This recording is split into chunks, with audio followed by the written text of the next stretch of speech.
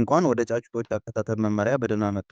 ክትባት ጫጩቶቹን ከገዳይ በሽታዎች በመጠበቅ ጤናማና ጠንካራ እንዲሆኑ ያደርጋል። ጫጩቶች የሚከተቡባቸው የተለያዩ መንገዶች አሉ። ዛሬ የምንወያየው ስለተለመዱት 3 የክትባት ዘዴዎች ነው። እነዚህም የዓይን ጠብታ፣ የውሃ ክትባትና በክንፍ የሚሰጥ ክትባት ናቸው።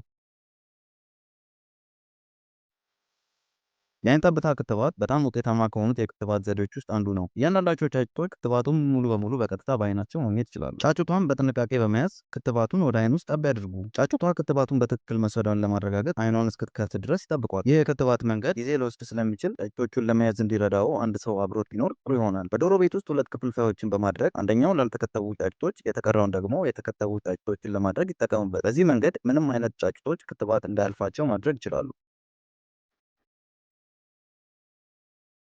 ሌላኛው የተለመደ የክትባት ዘዴ ደግሞ በውሃ ውስጥ የሚሰጥ ነው። ይህ የክትባት ዘዴ ብዙ ጫጩቶችን በአንድ ጊዜ ለመከተብ ቀላሉ መንገድ ነው። ለክትባቱ በክሎሪን ወይም በበረኪና የታከመ ውሃ ይጠቀሙ። ውሃውን ለማዘጋጀት በ1 ሊትር ውሃ ውስጥ 2 ሻይ ማንኪያ የሚሆን የዱቄት ወተት ይጨምሩ። ከዛም ለ15 ደቂቃ ያቆዩ። የወተት ዱቄቱ ክትባቱን ከመበላሸት ይከላከላል። ለክትባት የሚጠቀሙት የውሃ መጠን ጫጩቶቹ ከ1 ሰዓት የሚበልጥ ጊዜና ከ2 ሰዓት ባነሰ ጊዜ ውስጥ ሊጨርሱት የሚችሉት መሆን አለበት። ምን ያህል ውሃ እንደሚያስፈልግ ለማወቅ ክትባት ከሚሰጥበት 1 ቀን በፊት ሙከራ ማድረግ ይችላል። በመጀመሪያ መጠጫዎቹን ሳሙና ወይም ጸረ ተባይ ሳይጠቀሙ በንጹህ ውሃ ብቻ በደንብ ያጽዱ። የውሃ ክትባት ከመስጠቱ በፊት ከ30 እስከ 45 ደቂቃ ለሚያክል ጊዜ ለጫጩቶቹ የሚጠጣ ውሃ ይስጧቸው። ክትባቱን ከሚሰጡበት ጥቂት ጊዜ ቀደም ብለው ክትባቱን ከወተት ዱቄት ጋር በተቀላቀለ ውሃ ውስጥ በመጨመር በደንብ አድርገው ያዋህዱ። ሁሉም ጫጩቶች ከ1 እስከ 2 ሰዓት ባለው ጊዜ ውስጥ ውሃውን መጠጣታቸውን ያረጋግጡ። የክትባት ውሃውን ከ45 ደቂቃ ባነሰ ጊዜ ውስጥ ካጠናቀቁ ሁሉም ጫጩቶች ክትባቱን በበቂ ሁኔታ ያላገኙ ሊሆን ይችላል። ለመጠጣት ከ2 ሰዓት ተኩል በላይ ከወሰደባቸው ምናልባትም ብዙ ውሃ ተጠቅሞ ሊሆን ስለሚችል ክትባቱ በውሃ ውስጥ እንዳለ መበላሸት ስለሚጀምር ውጤታማነቱ ይቀንሳል።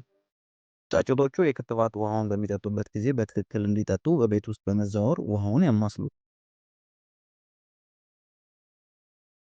ለአንዳንድ ክትባቶች የክንፍ ክትባት ዘዴን መጠቀም ይችላሉ። ይህ የክትባት አይነት ጫጩቶቹን እንደ ዶሮ ፍንጣጣ ካሉ በሽታዎች ለመጠበቅ ይጠቅማል። መሳሪያውም በክትባት ውስጥ ነክረው ትንሽ ላባ ወይም ምንም ላባ በሌለበት የክንፋቸው የውስጠኛ ክፍል የሶስት ማዕዘን ቅርጽ ባለው ቆዳ ስር የእያንዳንዱ ጫጩት ክንፍ በቀስታ ይውጉ። ሲወጓቸው አጥንትና የደም ቧንቧ አለማግኘቱን እርግጠኛ ይሁኑ። ይህ ብዙ ጭንቀት ሳያስከትል ጥበቃ ይሰጣቸዋል። ክትባቱ በትክክል መስራቱን ለማረጋገጥ ከተከተቡ 10 ቀናት በኋላ የመቶ ጫጩቶችን ክትባት ያረፈበትን አካባቢ ፈትሹ። በዚህ አካባቢ ምን ያህል ጫጩቶች ቁስለት ወይም እብጠት እንዳለባቸው ይቁጠሩ። ከመቶ ጫጩቶች ውስጥ 95 ያነሱ ቁስለት ወይም እብጠት ካለባቸው ክትባቱ ያልተሳካ ሊሆን ስለሚችል በድጋሚ መከተብ አለባቸው። እነዚህን የክትባት ዘዴዎች በመጠቀም ጫጩቶቹን ከበሽታ በመጠበቅ ጠንካራና ጤናማ ሆነው እንዲያድጉ ያስችላቸዋል።